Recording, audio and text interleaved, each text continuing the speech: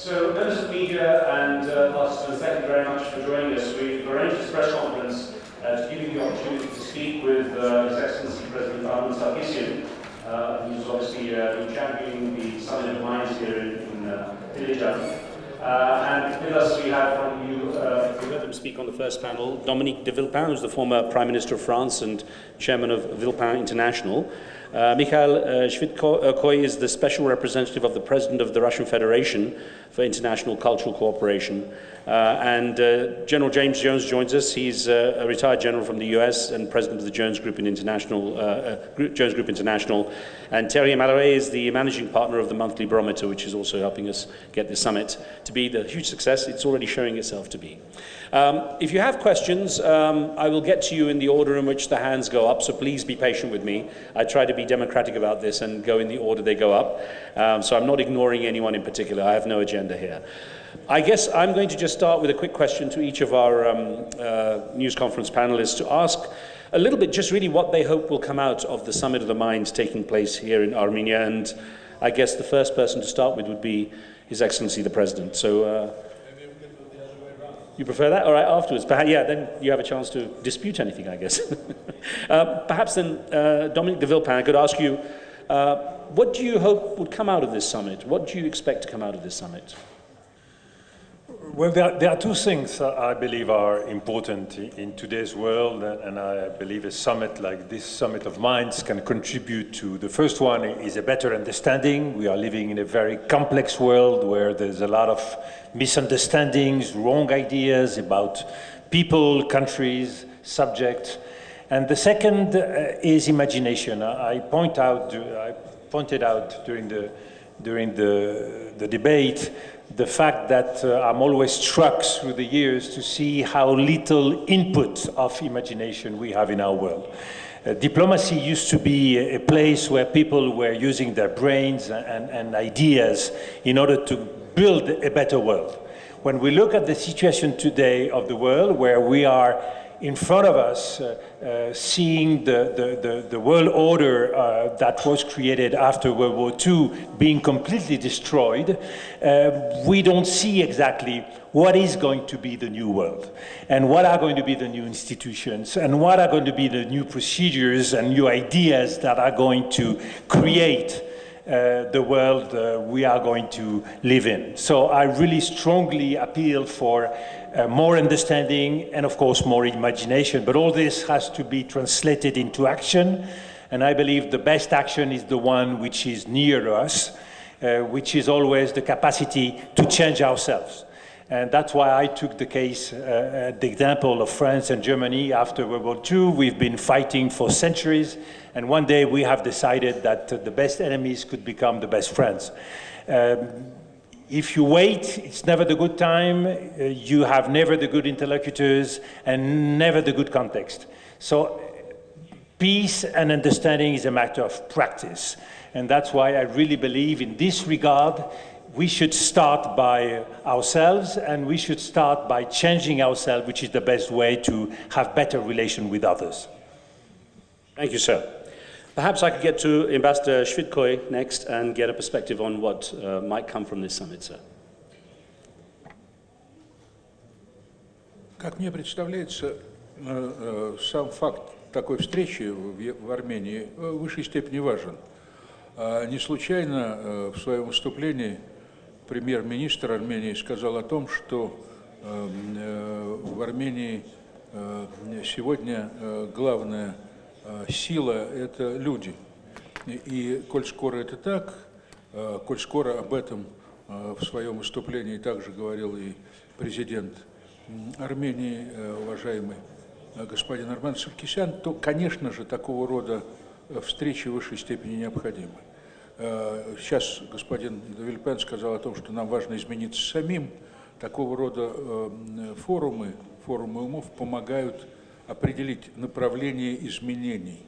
К сожалению, устойчивый мир, в котором мы, может быть, жили 50 лет назад, и не говоря уже о более ранних временах, его не существует больше. В крупных корпорациях, если раньше проводили переобучение персонала раз в 3 года, а потом раз в год, то сегодня переобучение персонала происходит ежедневно по существу. И это потребность времени, потому что слишком много вызовов. Если такого рода площадок не будет, то мы просто не будем успевать за вызовами, мы не успеваем понимать.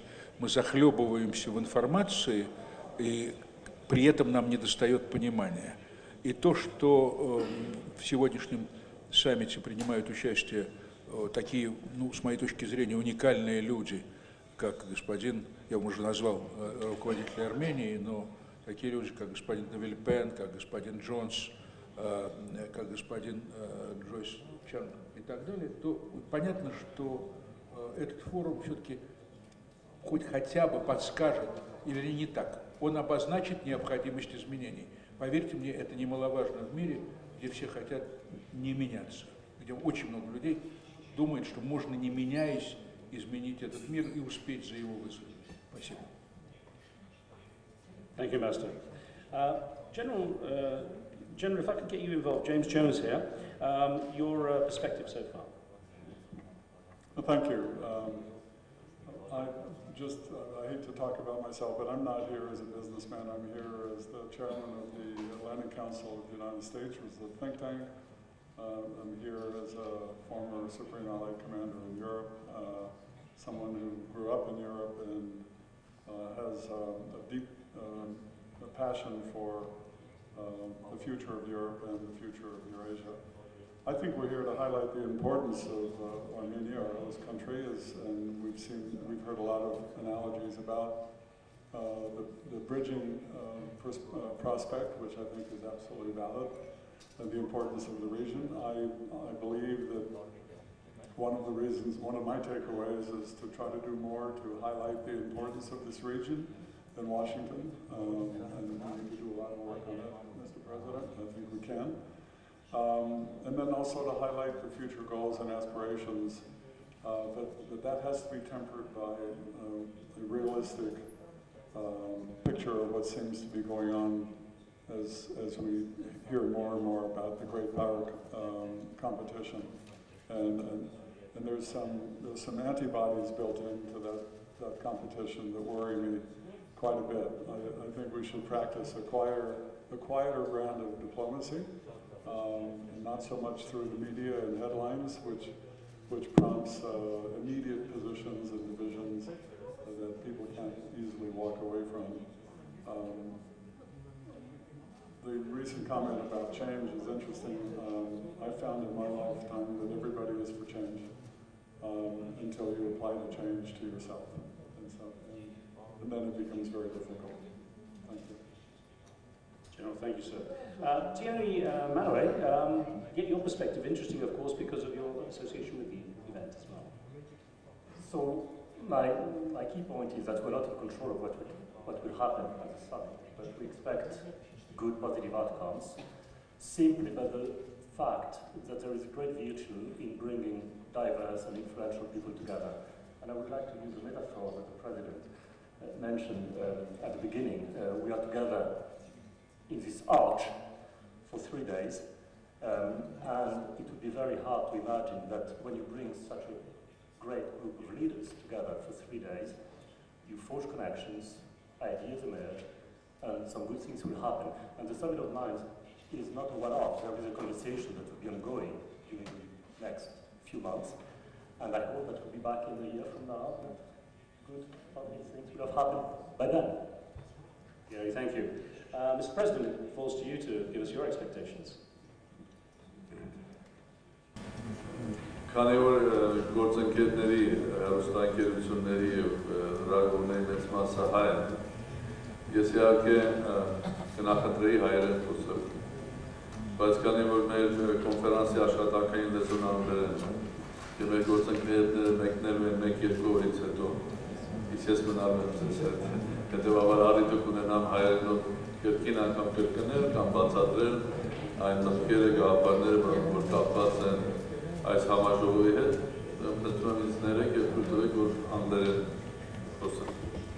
I'm just apologizing that I was not speaking Armenian, colleagues here, because unfortunately you'll be living in a day or two. I would love you to stay more. And because in Armenian, meeting with the journalists and explaining to them, and basically sort of also lobbying the idea of having in Armenia an important conference like this one, and maybe not one but 2 or 3.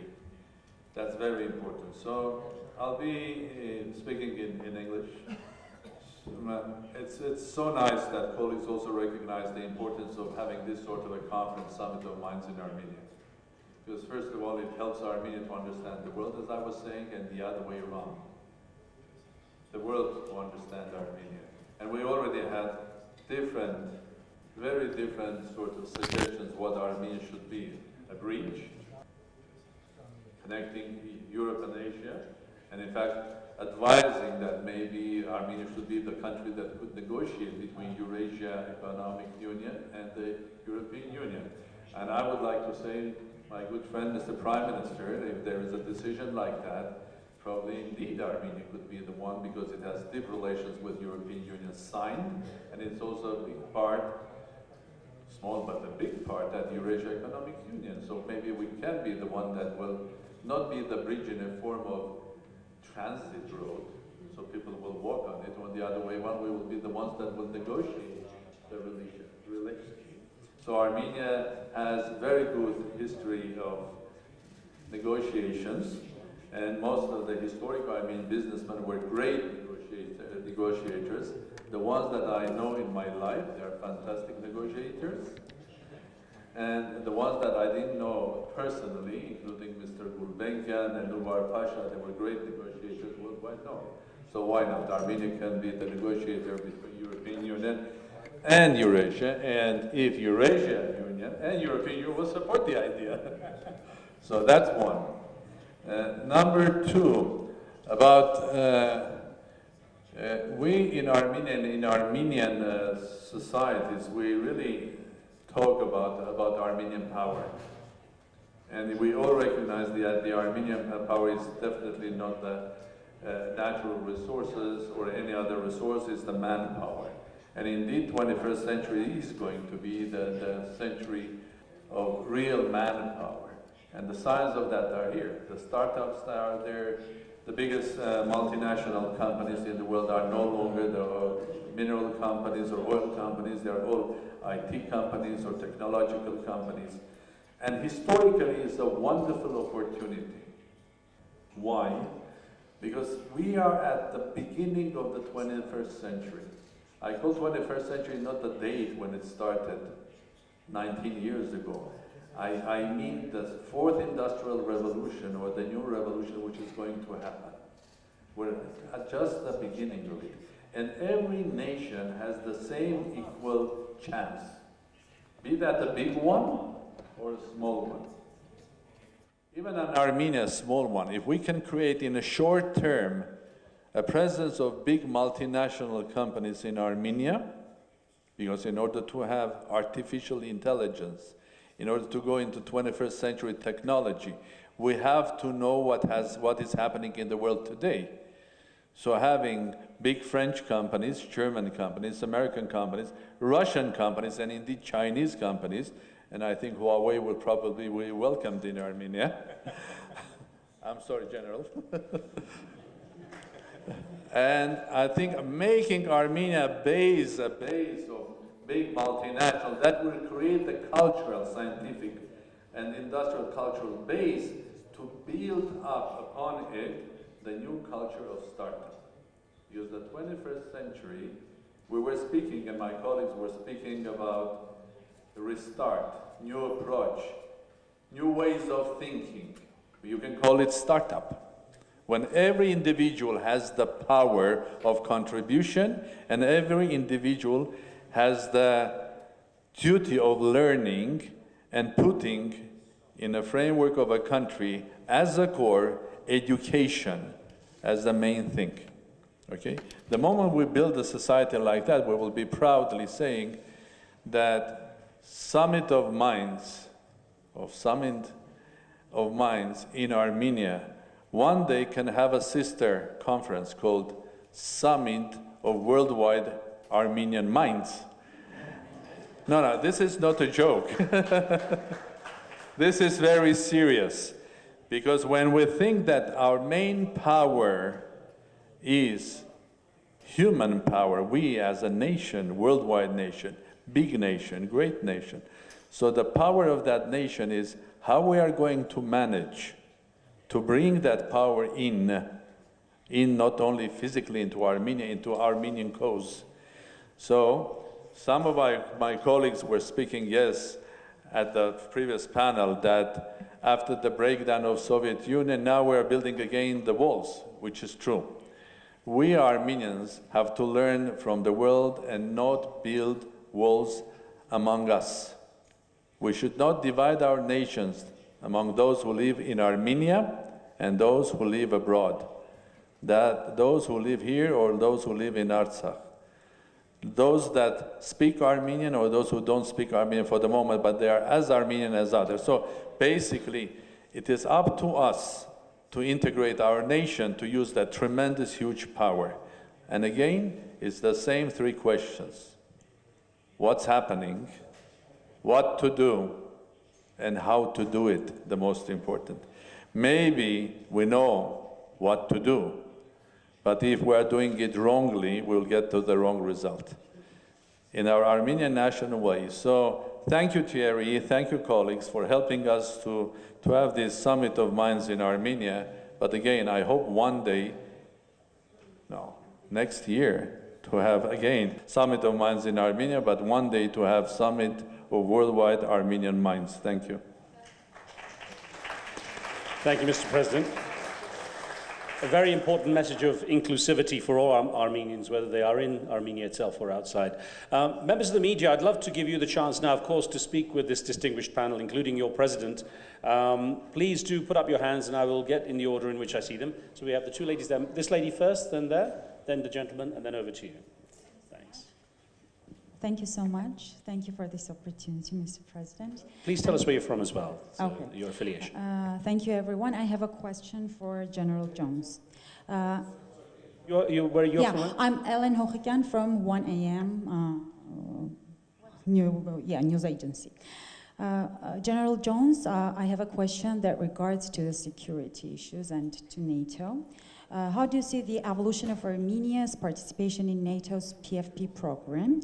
How else Armenia can contribute without membership aspirations? Also, is there any way that NATO could contribute to the security of non-member states? Thank you. Well, thank you for that. First of all, I think we should congratulate Armenia for its tremendous contribution to the partnership program in NATO. The President and I were talking about this yesterday, and it's something that's very, very much appreciated. NATO is fortunate, I think, to have a membership action plan and a partnership plan. And I think the more people are interested in the partnership plan, the better, because interoperability is important. It's another form by which people can come together. And so that's extremely important. I think, I can't speak for NATO anymore, but I think that NATO has been involved in the region. We've had Georgia as well has sent troops, very, very well-trained troops to the war zones. And so there's a lot of appreciation for Armenia's contribution and Georgia's contribution alike. So I think those links can be developed. The basis is already formed, and I would strongly encourage to continue to develop those ties. General, thank you, sir. So this lady was next. Շնորհակալություն Քրիստինե Ալագուլյան, Շանթ հեռուստաընկերություն, իմ հարցերը հասցեագրված են Թիերի Մալըրենին։ Նշանակալի իրադարձություն է, որ Monthly Barometer-ը որոշել է Հայաստանում անցկացնել Summit of Minds-ը։ Հետաքրքիր է, արդյոք Հայաստանը կդառնա կարևոր հարթակ Summit of Minds-ի համար եւ արդյոք հնարավոր են այլ իրադարձություններ ու միջոցառումներ բացի այս գագաթնաժողովից։ Well, I cannot speak for others, of course, but the President already alluded to the fact that there will be significant conferences organized in Armenia. What I can say is that organizing something in Armenia is a great pleasure because it's very highly correlated with the quality of your human capital. It's pleasant, people are nice, work effectively and fast. So we do have the conviction that if we are able to generate a positive outcome, which I'm sure we will, we'd be delighted to come back, of course. It would be a pleasure and a privilege.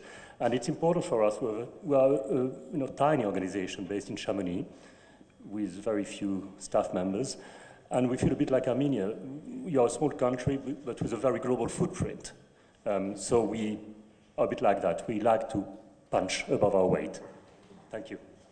Thierry, thank you. And of course, Ջեյմս Ջոնսը from UNCTAD earlier compared Armenia to Switzerland, saying also a landlocked country, no natural resources, but plays a huge role in diplomacy and so on. So that was an interesting comparison. The gentleman is there next one, say. Thank you. My name is David Sargsyan. I'm from the Armenia TV company. Yes. And my question is for Dóminic de Villepin. Armenia is an eastern partner for the European Union. It is a country in South Caucasus for Russia. And we are a country on the way to the west for China. So we are a country here, but as a nation we are everywhere. So what do you think, is it possible for Armenia to become a sort of,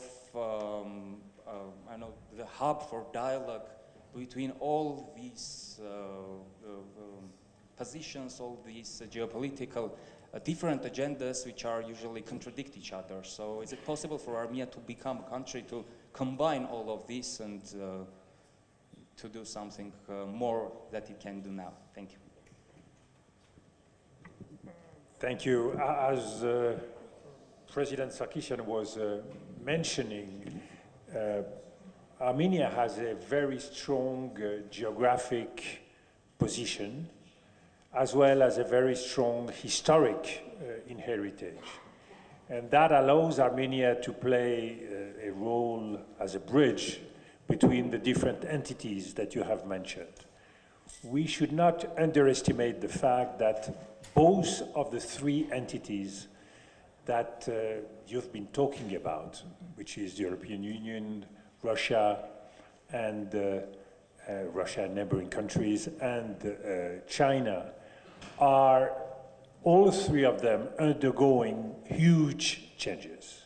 And one of the difficulties of today is to have the different players understanding what is going on in those different areas. I'm not sure that the EU has a good understanding of what is going on in Russia and the neighboring countries of Russia. The same with China. So I see, because I'm traveling quite a lot in those places, I see more and more intellectual barriers. I see more and more fear. I see more and more distrust in between these partners. That's why I'm advocating the idea of a G4. Because to start with, these people, they get to know each other better. And they have a huge responsibility in front of their people in getting more connected.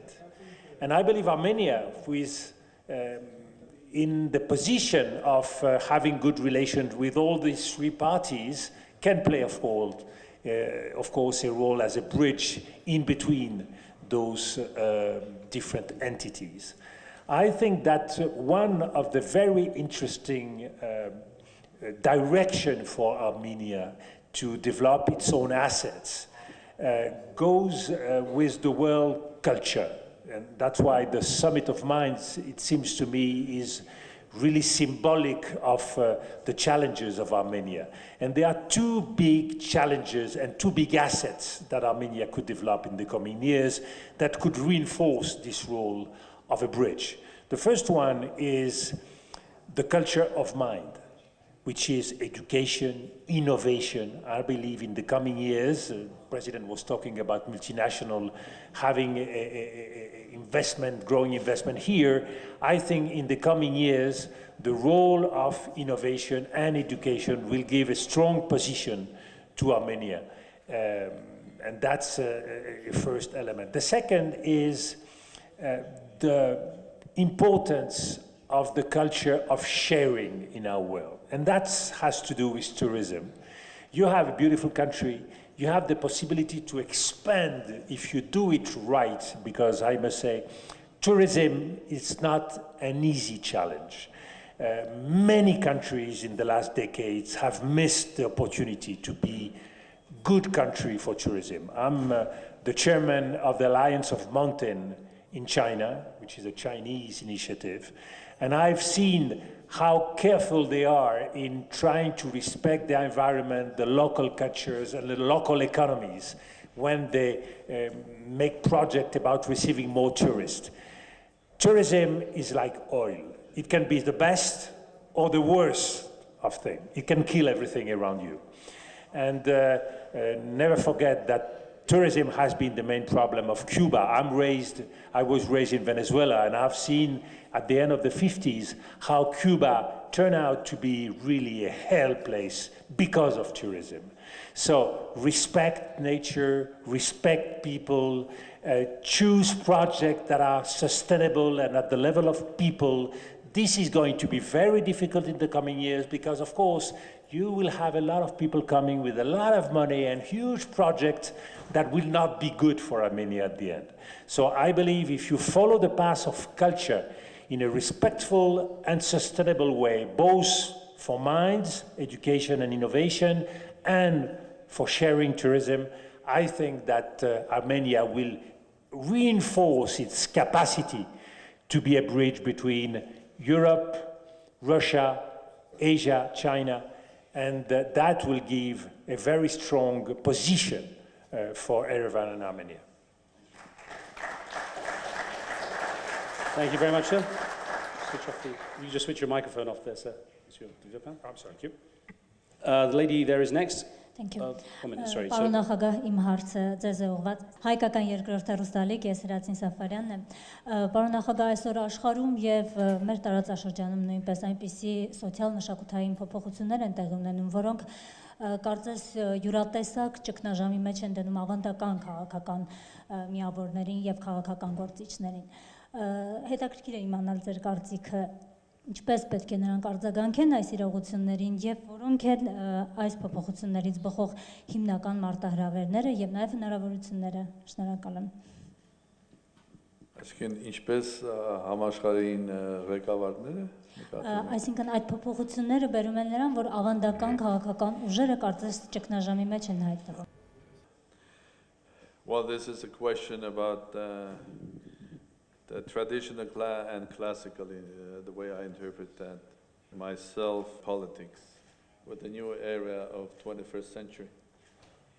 Yes, indeed, the 21st century is going to be completely different from the 20th, not only because, as you were saying, General, that I think it will not be first the force to be used, but probably the first, the second, the third will be negotiations, diplomacy, many other features, then the third force should be the force, I mean military force, and we hope that's the logic that it works. But the world will be completely different as well. I think we're going to live in a completely different world where many fundamental ideas and principles will be changing. And it's happening now today. If you look in Europe, you can interpret that as if it's whatever is happening in Europe as an accidental process, or you can look and try to find the fundamental problems or reasons for what is happening. Fundamental ideas of freedom and democracy and many other ideas will be challenged as well. And also, not only what, but also how the democracy and freedom will be exercised. I think we are living in a time where democracy is daily democracy. I think people are voting not only 5 years once, but they are voting every day through their Facebooks, through their Twitters, through their approach. And whoever will not change himself will start living in the 20th century as a politician will be suffering. This is my conclusion that I see. And the world will be, it's a huge question, I think. Somehow I have reflected to that question in putting some ideas on a paper, but in a short interview, especially today, the only conclusion that I can make, this world, or tell to you that this what is going to be different, and we see that everywhere. If you take, for example, Britain, what happening is Britain is discourse between the establishment and the people. People don't trust their government, they don't trust the parliament, they don't trust the political parties, and I think there are only one or two institutions that they trust. One is the monarchy, because that represents the idea of statehood and the nation, and the other one probably is the courts, independent courts, and a couple of other ones. So the challenge is going to be there for everyone, for United States, for Europe, for Russia, for Armenia. So we have to be ready not only to engage and embrace the changes in technology, because that's the future, but we have to embrace also the changes that are coming with the new age, and including the technological changes that will have huge impact on social behavior and the way politics is exercised. That's a short answer for a great question. General, you wanted to add something? Thank you. You know, one of the things that I think is important to have in our dialogue is the question of human rights. And I think that we're living in a world where you're seeing the rise of autocracies. The difference between the 20th and the 21st century is these are smart autocracies. They know how to use social media. They know how to use economies. They know how to speak in very seductive ways. But I would be extremely careful about the choices that you make simply because more is better. Be very careful about the choices that you make, and understand that when you commit to a certain type of relationship, whether it's economic or political, military, whatever you want it to be, that you're aligned philosophically with the fundamental question of the rights of human beings. And because if you don't, you're liable to, your culture, your way of doing things is liable to be subsumed by a very seductive but very erroneous penetration of the way you live and the way you want your people to live. Thank you, General. So I'm told basically we're out of time. What I'm going to do is, because those people had their hands up, I'll ask you to just briefly ask your questions. They can be addressed later in the forum. Very briefly, please. And then we come to you. Thank you. Elena Krasilová, University of Kent. One of the speakers mentioned that we live in a more difficult world today. And indeed, as the EU Global Security Strategy stated, that the world is becoming 3C, more connected, more complex, and more contested. So there are no more poles anymore. There are no double poles or multiple poles. We live in the world of emergent orders underpinned by values, traditions, cultures, and so on. So how to ensure cooperation in this new and brave world, and have governing mechanisms that would give equal voice to outgoing hegemons, but also smaller states, let's say like Armenia, for example. So the question to all the panelists. Thank you.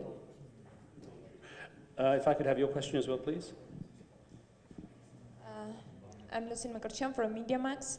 Господин Швидкоев, вот культура является отражением эпохи, и сегодня мир стоит на пороге технологической революции. Вот мне интересно, какие генеральные тренды существуют в современном искусстве, которые вот характеризуют эпоху, как вы думаете? Ironically, both similar questions, but maybe I could get to one answer then. Investor. Очень коротко. Cover both, maybe. Искусство, мне кажется, что в мире больших технологий сегодняшних, и особенно в мире такой большой виртуальности, в которой мы живем, как ни странно, будет цениться то, что имеет гуманистически ощутимый смысл. То есть общение живого с живым станет самой большой драгоценностью. Вот мы все говорим о том, что надо учиться онлайн, надо учиться, лечиться надо онлайн, там, и все делать онлайн.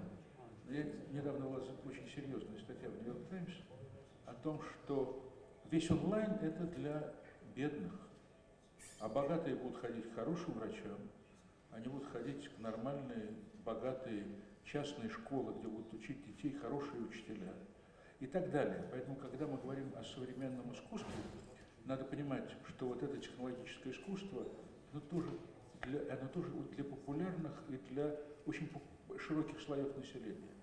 И в этом смысле сегодня художнику любому будет работать очень сложно, потому что, повторю еще раз, можно все превратить в индустрию. Сегодня это делается очень легко. Мы печатаем 5G, 8G, печень, селезенку и так далее, но если речь пойдет о каком-то супер-топ руководителе, он не захочет вставлять себе на принтере напечатанную печень или почку, он захочет настоящую. Вот это относится к искусству тоже. Может быть, я ответил так немножко не прямо, но уверен, что это именно так. Thank you very much, Ambassador. Listen, I'm sorry we're out of time. I know a lot of you had your hands up, but we overran nearly 15 minutes, though we did start late. I thank you, though, for taking part, and I hope that was useful. Of course, many of the panelists are around, so you can always approach them and touch base for questions with them as well. Thank you for your patience. Thanks for joining us. Thank you.